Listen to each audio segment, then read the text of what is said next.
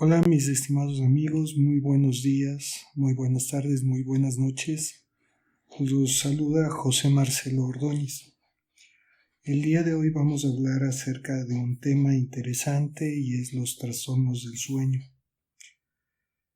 El sueño, como se pensó por mucho tiempo en la historia de la humanidad, no es solo la ausencia de vigilia, ni solamente la ausencia de actividad sensorial.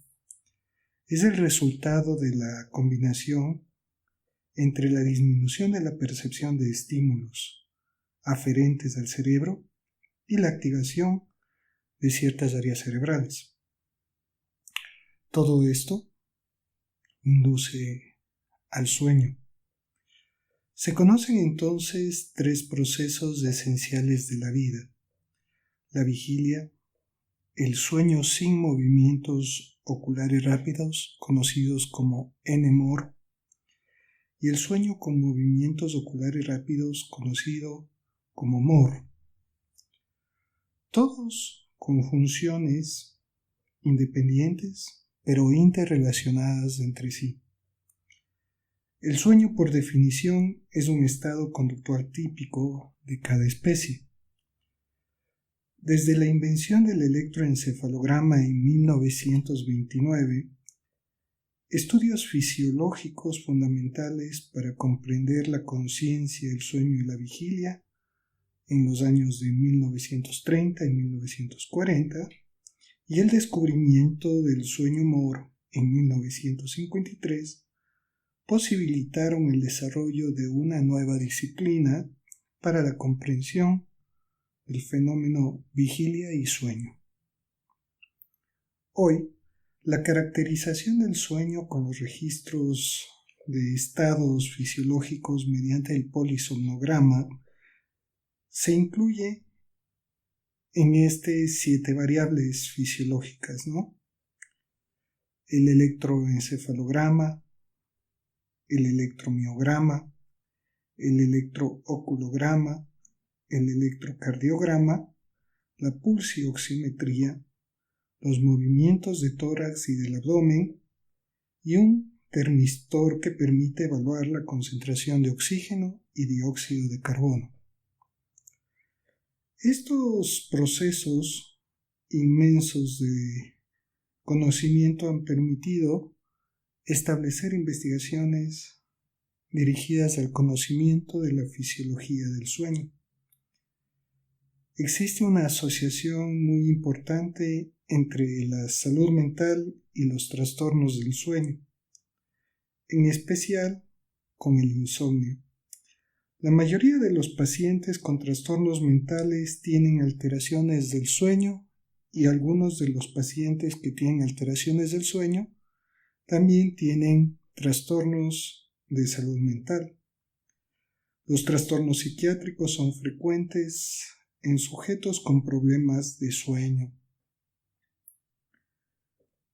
Es importante recalcar que la presencia de un problema de salud mental complica el diagnóstico y el tratamiento de un trastorno del sueño.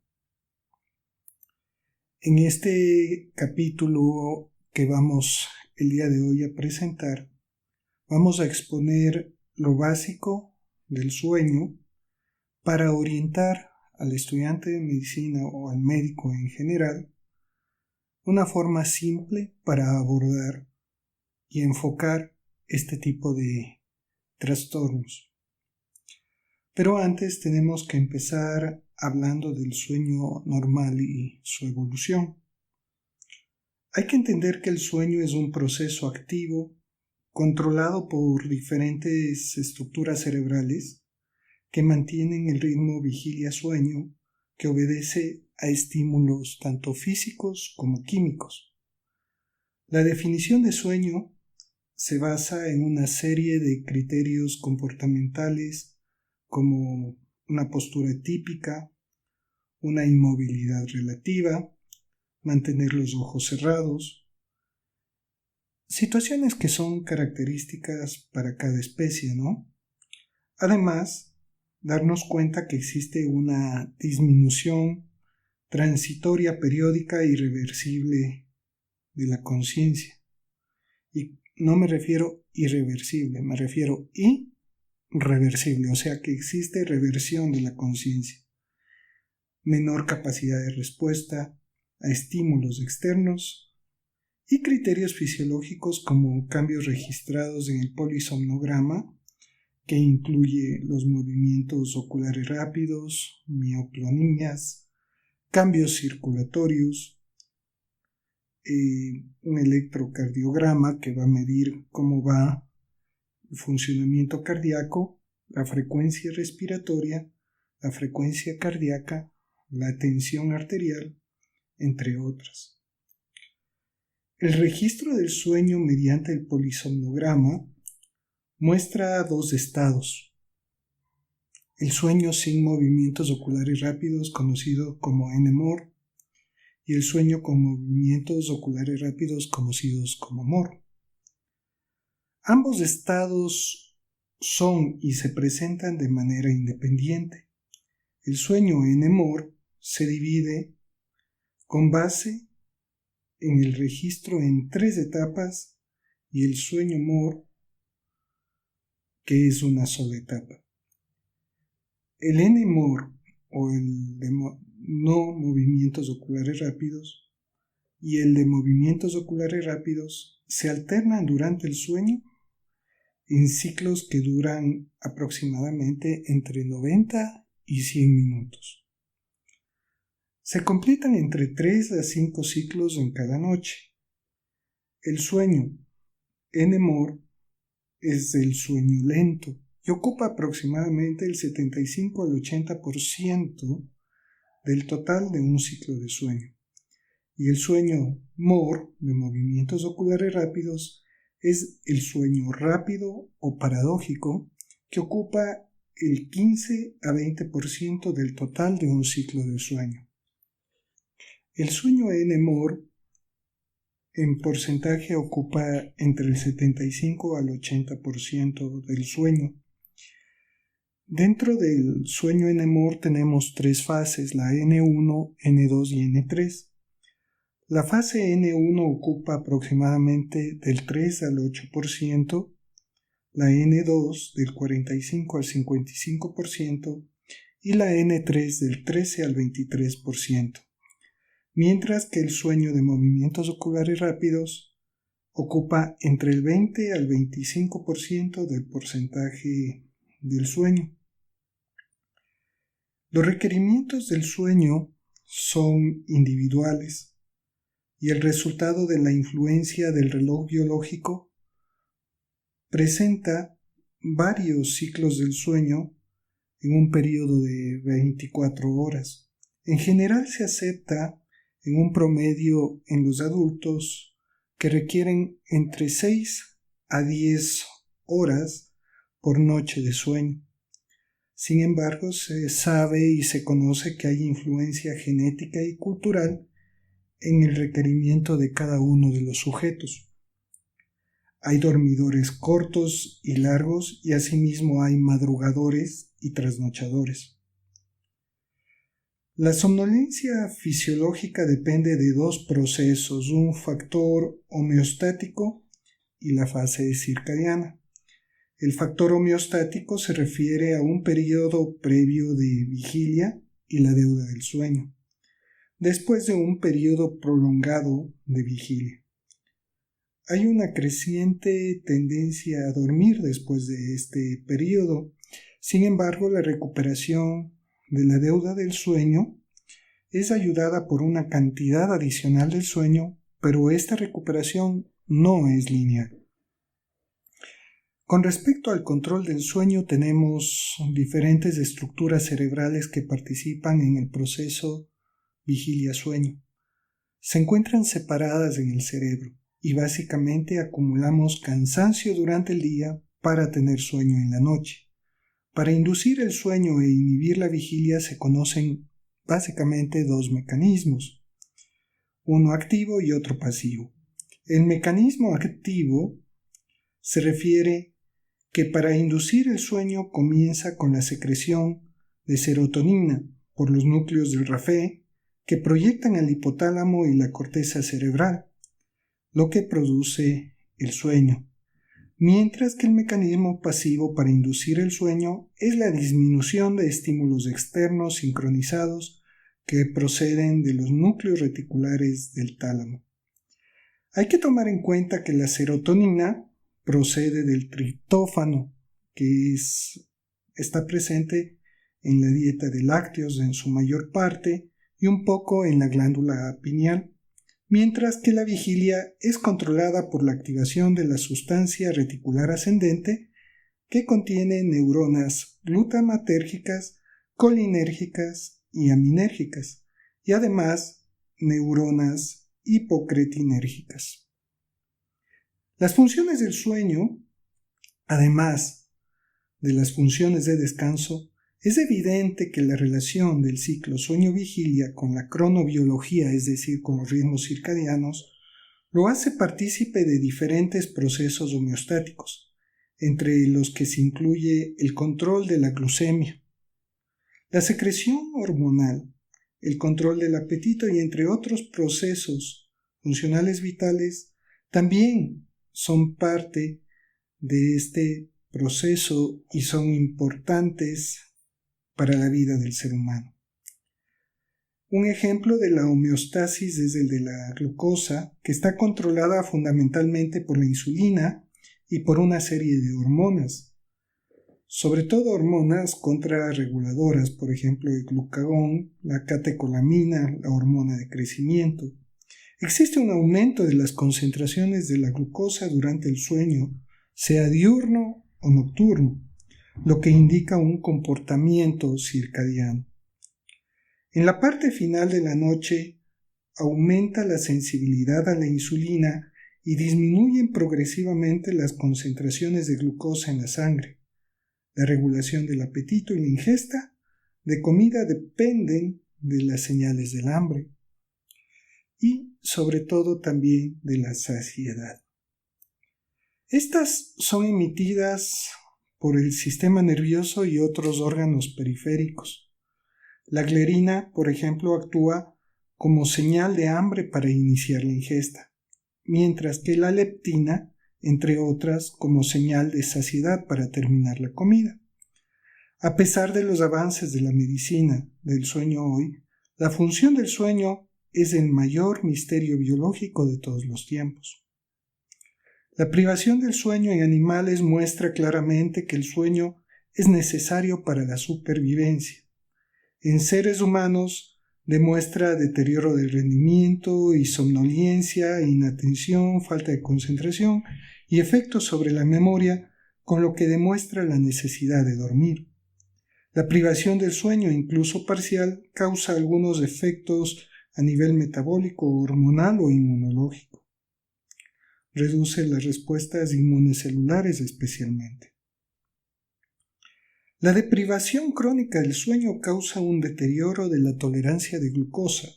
Igualmente causa disminución de la concentración de tirotropina, aumento del cortisol nocturno e hiperactividad simpática. Son factores de riesgo todos estos para la obesidad, la hipertensión, la diabetes mellitus. Y es así como podemos determinar y resumir que las funciones del sueño tienen que ver con la restauración general, la sinapsis y las interconexiones, la conservación de energía, la expresión génica del sueño, la termorregulación y la adaptación según la especie.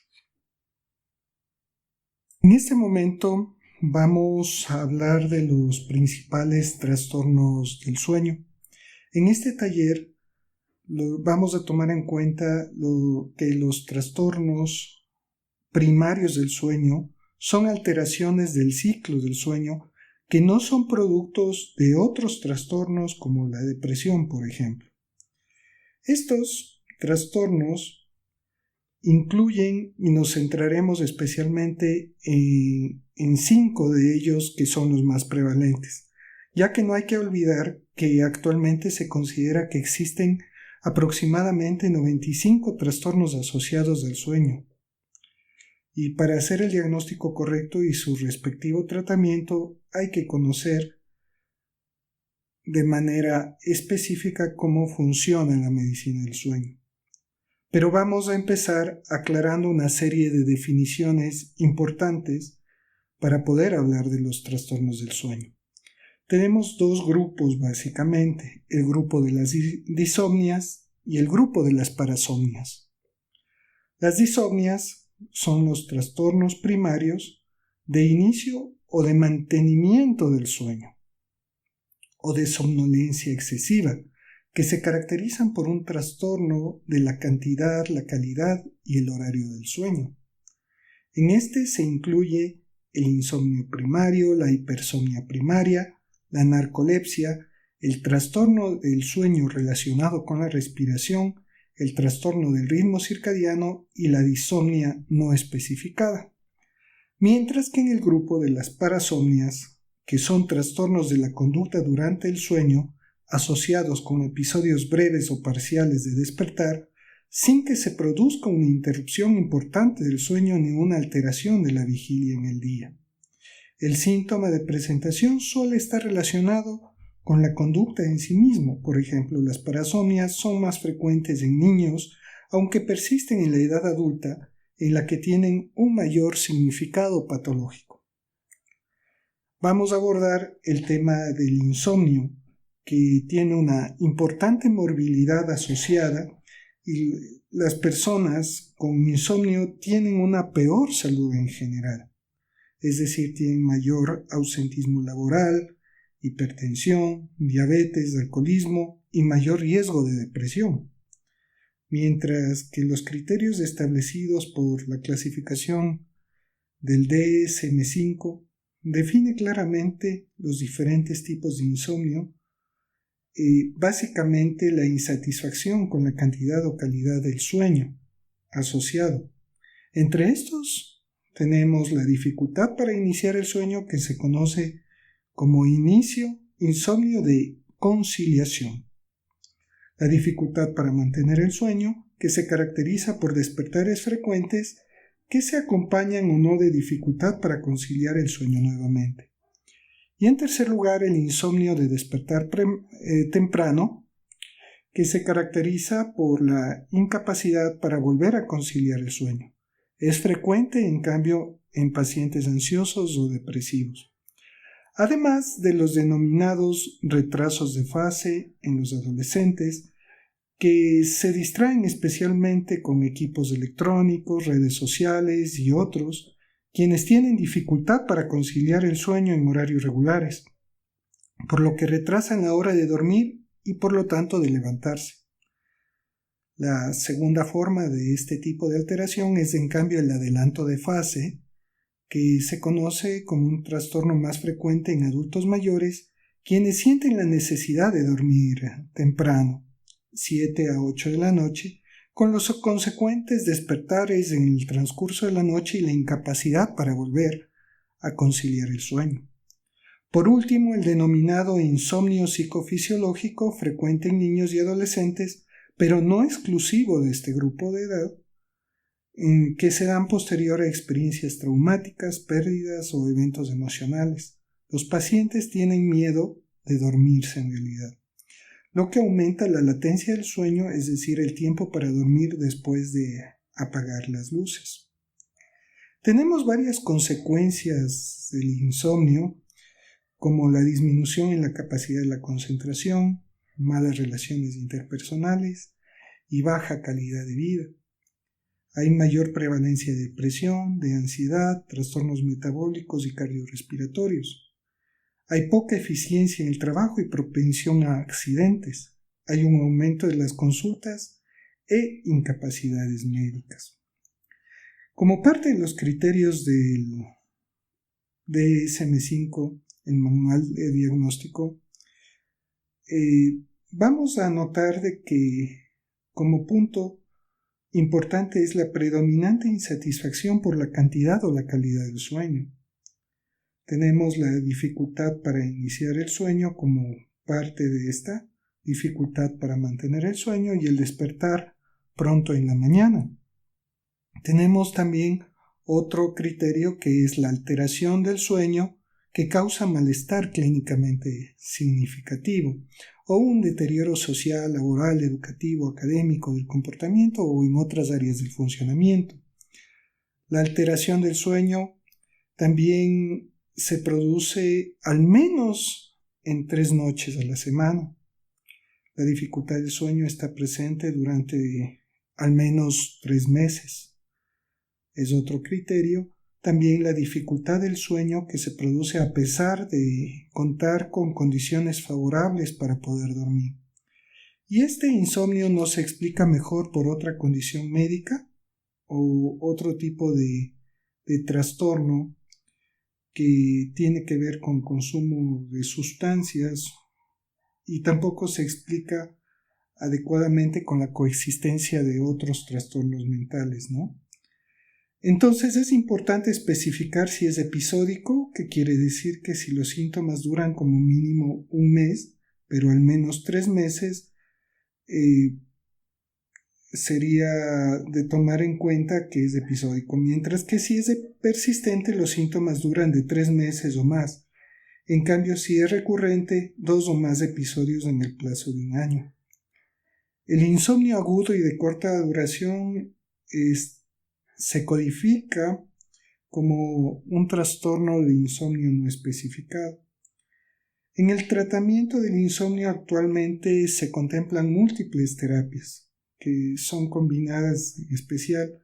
Entre estas tenemos la terapia cognitiva conductual del sueño, que incluye higiene del sueño y control del estímulo, además de técnicas de relajación, terapia de restricción del sueño, terapia cognitiva y terapia cognitivo-conductual para el insomnio.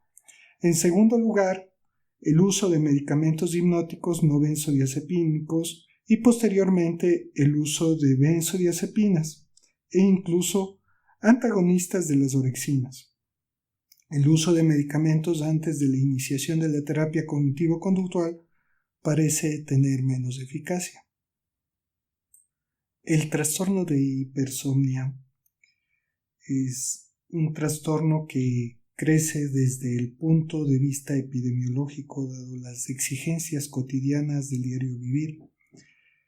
Estas han aumentado debido a la deficiencia del sueño o al sueño insuficiente, situación que aumenta la deuda del sueño, por lo que el sujeto es incapaz de mantener la atención y tiene poca eficiencia en su trabajo, además que le genera irritabilidad, aumento de la propensión de accidentes y malas relaciones interpersonales.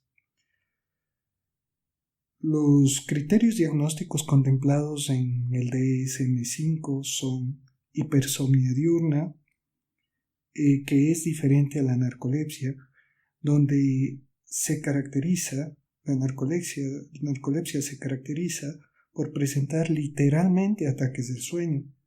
El paciente en general no está somnoliento todo el día en la narcolepsia, pero en situaciones emocionales como estrés, como ira, como risa, como satisfacción, pueden generar ataques del sueño, lo que significa pasar de estar despierto a una fase de sueño MOR, que es de movimientos oculares rápidos, incluso con ensoñaciones incluidas, y esos episodios son repetidos varias veces al día, y pueden aparecer de manera súbita, con pérdida del tono muscular y desconexión inmediata del entorno. En este trastorno está implicada la hipocretina, también llamada orexina. Vamos a hablar de los trastornos del sueño relacionados con la respiración, donde se incluye lo que es el ronquido primario, el ronquido secundario y la apnea del sueño. Se considera que la apnea general es un estado de inflamación crónica que afecta a todos los sistemas. Es sabido que aumenta los riesgos cardiovasculares, arritmias, infartos, riesgos metabólicos como aumento progresivo del colesterol, los triglicéridos, la glucemia, entre otros marcadores. La obesidad la acompaña con mucha frecuencia. sobre todo a los pacientes que roncan o que hacen apneas. El tratamiento de estos pacientes requiere una mirada integral que incluye nutricionista, médico endocrino, otorrinolaringólogo, a veces neurólogo y psiquiatra. Es esencial que en estos casos el paciente baje de peso y determinar si el ronquido es postural. Para el tratamiento de los pacientes que hacen apneas del sueño se utiliza el CPAP, que es una máquina de presión positiva que utiliza presiones variables de aire para la inhalación y la exhalación. La indicación para el uso del CPAP es el denominado índice de apnea e hipopnea por hora. Es normal que al dormir tengamos hasta 5 apneas por hora.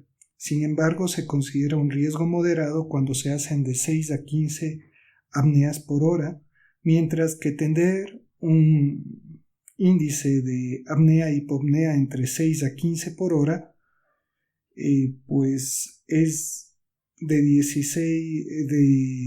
16 a 30, requiere en realidad obligatoriamente el CPAP. Es importante que el médico tratante insista en la necesidad de que el paciente baje de peso, ya que el bajar el 10% del peso corporal disminuye al menos en un 33% las apneas del sueño. Las parasomnias, estamos hablando de trastornos del despertar del sueño no MOR, es decir, de no movimientos oculares rápidos, que son episodios recurrentes de despertar incompleto del sueño. Generalmente se producen durante el primer tercio del período principal del sueño y que van acompañados de una u otras de las siguientes características. 1. Sonambulismo, que son episodios repetitivos en los que el individuo se levanta de la cama y camina durante el sueño. Durante los trastornos del despertar del sueño NMOR, el sujeto tiene la mirada fija y en blanco. Es relativamente insensible a los esfuerzos de otras personas para comunicarse con él y se despierta con mucha dificultad. Tenemos en segundo lugar los terrores nocturnos, que son episodios recurrentes de despertar brusco con terror, que generalmente comienza con gritos de pánico. Durante cada episodio existe un miedo intenso y signos de alerta autónoma como midriasis, taquicardia, taquipnea y sudoración. Existe insensibilidad relativa a los esfuerzos de otras personas para consolar al individuo durante los episodios. En general, no se recuerdan los sueños y estos episodios causan malestar clínicamente significativo o deterioro en lo social, laboral u otras áreas importantes del funcionamiento. Incluye conductas muy elaboradas, entre esas ingestión de alimentos relacionada con el sueño y un comportamiento sexual relacionado con el sueño. El trastorno por pesadillas es la tercera, que se produce de forma prolongada y repetida de sueños sumamente disfóricos y que recuerdan bien que por lo general implican esfuerzos para evitar amenazas contra la vida, la seguridad o la integridad física y que acostumbran a suceder durante la segunda mitad del período principal del sueño. Al despertar de los sueños disfóricos, el individuo rápidamente se orienta y está alerta. La alteración del sueño causa malestar clínicamente significativo o deterioro en lo social, laboral u otras áreas importantes del funcionamiento. También tenemos los trastornos de sueño y vigilia. Tenemos entre estos el síndrome de piernas inquietas o enfermedad de Ekbom-Willis. Esta enfermedad consiste en el deseo abrumador de mover las piernas, generalmente asociadas con sensaciones desagradables. El deseo de mover las piernas es peor en reposo y en la noche y es aliviado por el movimiento. Se asocia comúnmente con trastornos del sueño y con movimientos involuntarios bruscos de las piernas durante el sueño, conocidos como movimientos periódicos de piernas de sueño. Se relaciona con problemas metabólicos de hierro. La prevalencia también aumenta en pacientes con insuficiencia renal, diabéticos, urémicos y mujeres embarazadas. La prevalencia es del 4% de la población general. El diagnóstico es clínico. En general, no requiere polisomnograma. Y los criterios son importantes debido a que tienen que cumplirse todos estos criterios. 1. La necesidad urgente de mover las piernas comienza o empeora durante los periodos de reposo o de inactividad. 2. La necesidad urgente de mover las piernas se alivia parcial o temporalmente con el movimiento. 3. La necesidad urgente de mover las piernas es peor en la tarde o por la noche, más que durante el día, o se produce únicamente en la tarde o por la noche. Los síntomas se producen al menos 3 veces por semana y han estado presentes durante un mínimo de 3 meses. Se acompañan de malestar clínicamente significativo o deterioro social, laboral, educativo, académico, comportamental y en otras áreas importantes del funcionamiento del individuo, y no se atribuyen a una condición como un trastorno mental o una afección médica, por ejemplo, artritis, edema de las piernas, isquemia periférica, calambres en las piernas. Y tampoco se explican mejor por un problema de comportamiento como incomodidad postural, golpeteo habitual de los pies. Y tampoco se explica por efectos fisiológicos de una droga o un medicamento, por ejemplo la acaticia, que es provocada por los neurolépticos o antipsicóticos típicos.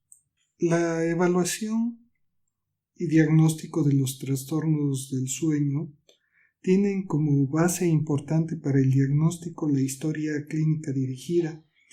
En ella se debe interrogar al paciente y al acompañante como compañero de cuarto, cuidador o los padres, en el caso de menores, ¿no? Con frecuencia el paciente tiene conductas de las que no se percata, pero son evidentes para otros observadores. La historia clínica debe ser completa e incluir detalles de las 24 horas de la vida del paciente, la historia detallada del sueño, la hora de acostarse, la hora en que logra dormirse, el número de despertares y tiempo en que tarda en volver a conciliar, las causas de los despertares, el consumo de medicamentos, de alcohol, de cafeína, entre otros. Todo ello debe registrarse en un diario del sueño.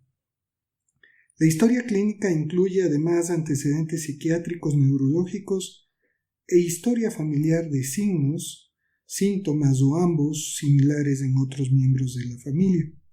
Para los pacientes con enfermedades médicas o psiquiátricas concomitantes, el grado de alteración de la continuidad del sueño varía con la gravedad de la enfermedad de base. Por ejemplo, hay pacientes con insuficiencia cardíaca congestiva en el que el grado de insomnio se correlaciona con la severidad de la ortopnea y de la disnea paroxística nocturna. Existe una relación similar en pacientes con depresión, asma, reflujo gastroesofágico, artritis y otras enfermedades que causan dolor. Un caso especial es el de los pacientes con apnea obstructiva del sueño, en quienes la somnolencia diurna es evidente y causa irritabilidad, bajo desempeño laboral, malas relaciones con sus compañeros de trabajo, cefalea y trastornos en el desempeño sexual. La historia clínica debe incluir preguntas dirigidas como higiene del sueño, horarios para dormir, número de siestas y duración, número de despertares en la noche, si tiene pesadillas, terrores nocturnos, conductas de movimiento anormales o desplazamiento desde la cama a otro sitio. Asimismo, es necesario indagar por somnolencia diurna excesiva que interviene con las obligaciones diarias, si el paciente requiere siestas o tiene pequeños sueños no evitables durante el día. En la historia clínica de los pacientes es esencial el interrogatorio a los acompañantes, en especial en lo relacionado con los síntomas como ronquidos, jadeos, resoplidos y episodios de apnea que sugieren el diagnóstico de apnea obstructiva del sueño.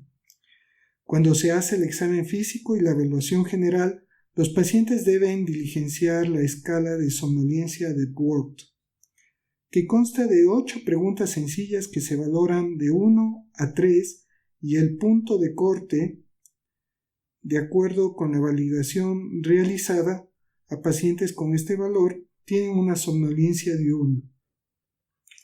Esta escala de somnolencia diurna de Borg habla de la posibilidad de quedarse dormido de día sentado a leer, de la posibilidad de quedarse dormido de día al ver televisión, posibilidad de quedarse dormido de día inactivo en un lugar público, cine, teatro o parque, la posibilidad de quedarse dormido de día recostado a media tarde, la posibilidad de quedarse dormido sentado a charlar con alguien, la posibilidad de quedarse dormido después de comer sin ingerir alcohol, la posibilidad de quedarse dormido como acompañante en un vehículo después de 1 hora de viaje, por ejemplo bus, metro, tranvía o avión, posibilidad de quedarse dormido al conducir un vehículo en medio de un atasco.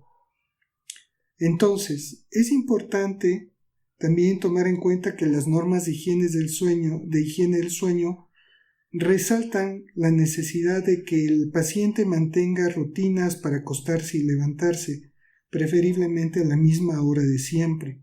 2. El lugar para dormir debe ser cómodo, silencioso, especialmente oscuro, en lo posible que haga ejercicio en las mañanas o máximo 2 horas antes de irse a dormir. La cama solo para dormir o tener relaciones, y hay que evitar estudiar, trabajar, comer o leer en la cama. Si usted tarda más de 30 minutos en conciliar el sueño, después de acostarse con intenciones de dormir, debe levantarse y ocuparse de otras cosas hasta que vuelva a tener sueño. Sacar el televisor y otros distractores como tablets, celulares, radios de la habitación y evitar mirar la hora si se despierta en las noches. No vaya a la cama con hambre o muy lleno, pues ambas perturban los ciclos del sueño, y evite el consumo de bebidas negras como café, té, chocolate antes de ir a dormir. En el examen físico no se debe olvidar la inspección general, el hábito corporal, es muy importante en especial en los pacientes con trastornos respiratorios asociados al sueño. La obesidad con distribución de la grasa alrededor del cuello o del diafragma sugiere un diagnóstico de apnea obstructiva del sueño. Medidas por encima de 38 centímetros en el perímetro del cuello o por encima de 100 centímetros en el período abdominal de mujeres o perímetro del cuello mayor de 42 centímetros en el hombre o perímetro abdominal mayor de 110 centímetros en hombres son con frecuencias predictores de ronquido, apnea o ambos. El índice de Mallampati, utilizado por los anestesiólogos para determinar la dificultad de intubación, es un método indirecto para detectar estrechez de la vía aérea. Valores de 3 a 4 de la escala de Mallampati son frecuentes en pacientes con paladar redundante o con obstrucción de la vía aérea. Asimismo, el biotipo corporal pícnico, con cuello corto y obesidad centrípeta, es uno de los factores adicionales de riesgo para la apnea. Por último, el examen de la cabeza y el cuello es muy importante para descartar alteraciones de la mandíbula o de conformación de cráneo, amígdala e hipertrofia de cornetes y adenoides.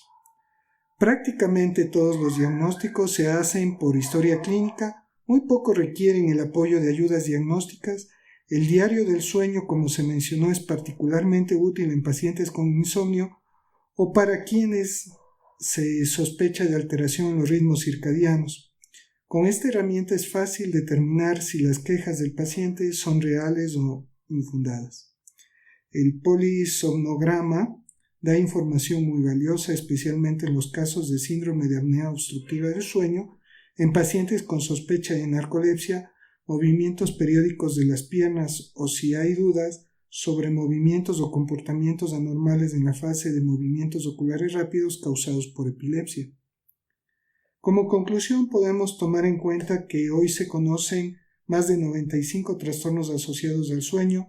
El médico general y el especialista deben saber la forma de evaluar y tratar los trastornos más prevalentes y hacer una historia clínica completa dirigida.